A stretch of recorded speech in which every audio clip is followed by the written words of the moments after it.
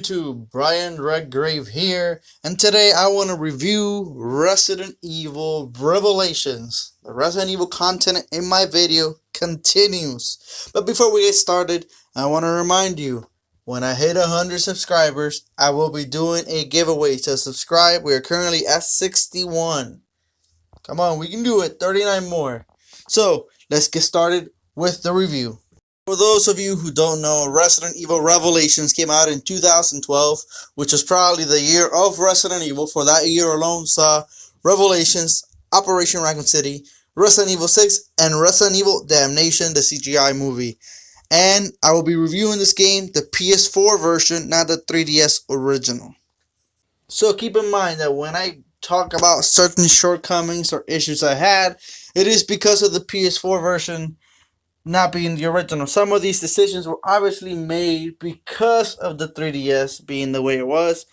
But, some of these things could have been fixed or changed on a console version. But that aside, I think this was a really good, solid Resident Evil game. This was the one game from the main line of games in the franchise that always escaped me. I just had never played it. I had played it, but I never finished it till now. Now I'm talking here with you, having played the campaign twice, one time on the easiest difficulty and on the hardest difficulty, and having about 9 hours of raid mode. Raid mode is this game's multiplayer mode, which I will talk about a little bit later more on, but I want to talk about the single player first. So, this game takes place after Resident Evil 4, but before Resident Evil 5, and is essentially Jill's continuation after the event of Resident Evil 3. This will be her follow-up game. And if you go back to 2012 when it came out, we didn't have the remake of 3. We had Resident Evil 5, so this serves as a prequel of that for Jill. So, yes, I was very excited after playing the remake of 3 to revisit and play this game truly for the first time since it continued Jill's story. So, one thing I do really like about the game was its setting. I like the fact that it takes place on a ship, which was surprising to me because in Resident Evil 7, I thought that game was amazing, but started to drag a little bit when you get to the ship section. I was not a fan of that section of RE7, but here I love the setting and I love the game the way it is because, again, go back in time before the remake of 2, 3, and 7 were even out. So if you go back in time to that point, this was truly the first game to go somewhat back into the horror direction. Even though when it comes to gameplay, it kind of does play a lot like Resident Evil 5, but the way it's set up, it plays more into a horror aspect, a little bit more similar to Resident Evil 4. Well, for one, unlike Resident Evil 5 and 6, which are mostly just go forward and kill, and the game will continue, here the game goes back into backtracking territory. You have to backtrack a lot of times after getting key items. I like that. You do have things to read, manuals and stuff like that give you more information, files. I like that a lot. It felt like playing an old school Resident Evil in that regard. I like the enemies. I like the creative, different. They're called oozes. I really do like them. They're not just your typical regular zombies. And there are definitely a lot of cool enemy designs here that look really cool. Some of the enemies can be a pain in the ass when you play on the hardest difficulty. There's even an enemy that has an insta-kill move. The hunters also have an insta-kill move. There are some strong enemies. It's insane, but it's also a lot of fun. A lot of fun. I was surprised to see how many characters were actually playable in the story. For this is Jill's game. Don't get confused. This is Jill's game, and she's the majority of the game. But every once in a while, I guess to break pacing on the ship, and maybe if you're getting bored or annoyed by just being in the same place, because the whole game is essentially on the ship. Essentially, the game will give you time to play with newcomer Parker, who's a BSAA, part of the BSAA, and he's very good. I do like him. He's a lot of fun to play as. And besides Parker, you will control Chris Redfield. You will control 2 new characters who are also part of the BSAA, which are Quint and Keith, which, I thought those characters were really not that great. because the problem was I think they were too cartoony in the way they were, but you could tell they were friends and all that, but I just didn't really like those characters too much. And all those characters I mentioned are playable in raid mode and then some. Some of the campaign that you don't play as are also playable. Here's one of my gripes with the game. Despite having both Chris and Jill, the original duo, in the same game, they're not really partners in the game. Chris is one place and Jill is in the ship, and they really only come together in a team literally by the end of the game, maybe the last episodes of the game.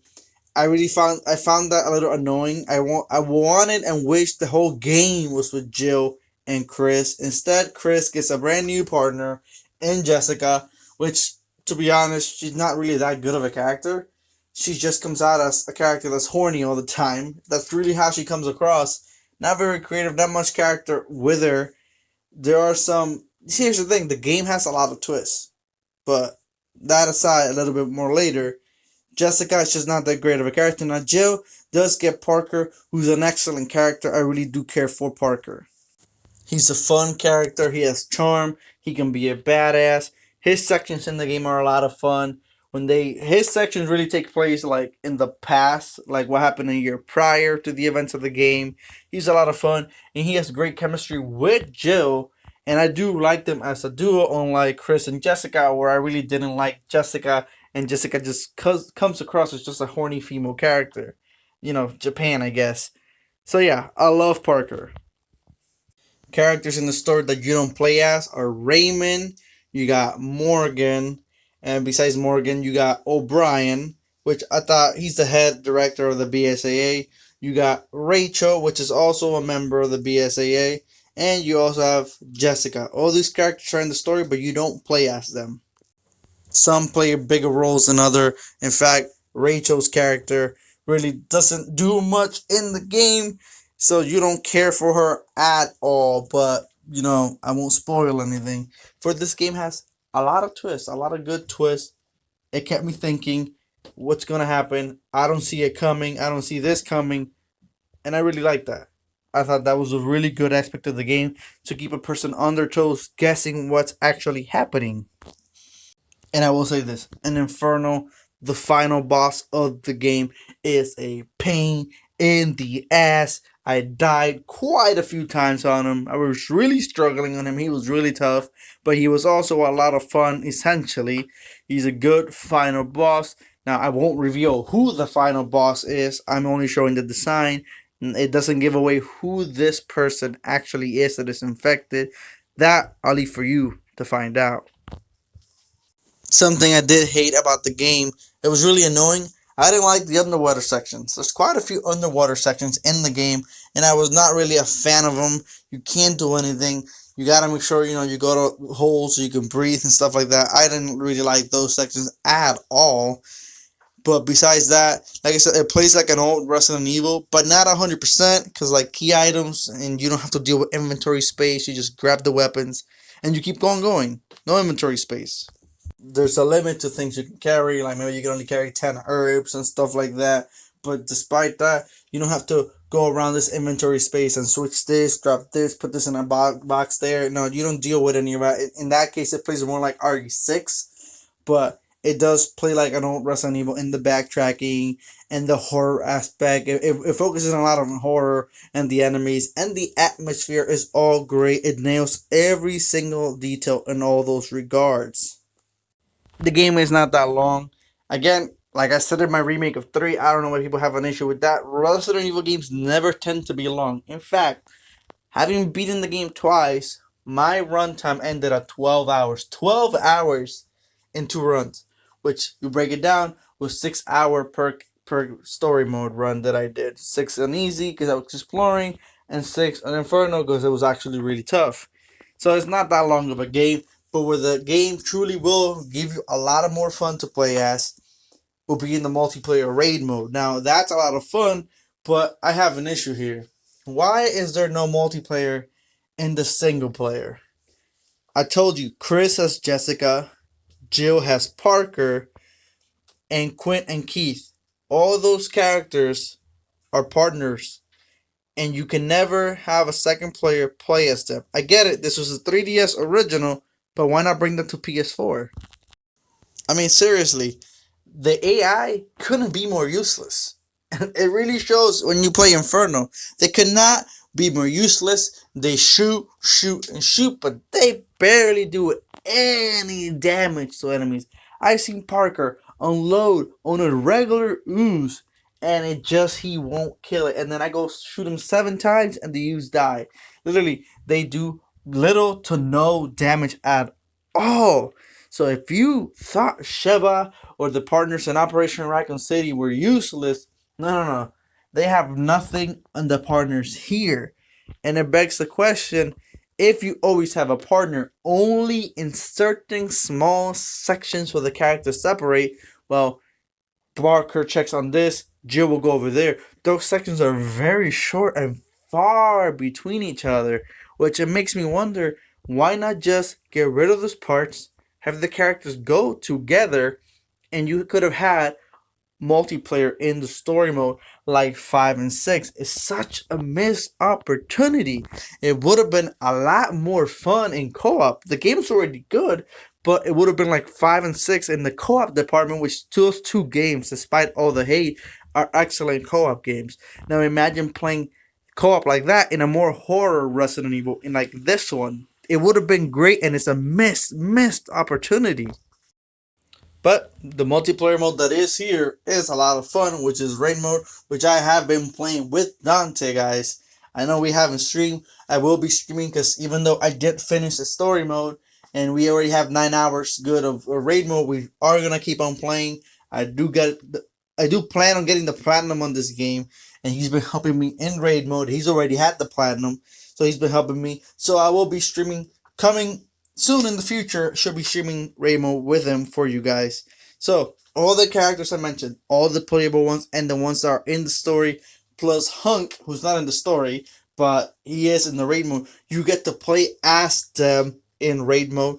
They all have different stats. Like Jill is great with the machine gun and handgun, but then you got somebody like Parker who might be good with the shotgun and grenades and stuff like that. The characters have different stats, which makes it good to change up characters, and you will find a character who's best suited to your playstyle. So it really won't be based on like, I like Jill the most because I like your character. But if you don't play with handgun and machine gun, there is no point to pick up Jill. You should pick a character that suits you the best. In my case, I like to play with Rachel, for she is shotgun, magnum, and can regenerate health. That's an excellent combo of perks to have. Excellent. I really do like playing with Rachel. And essentially, you go through the stages of story mode, but with a co-op. You see what I mean?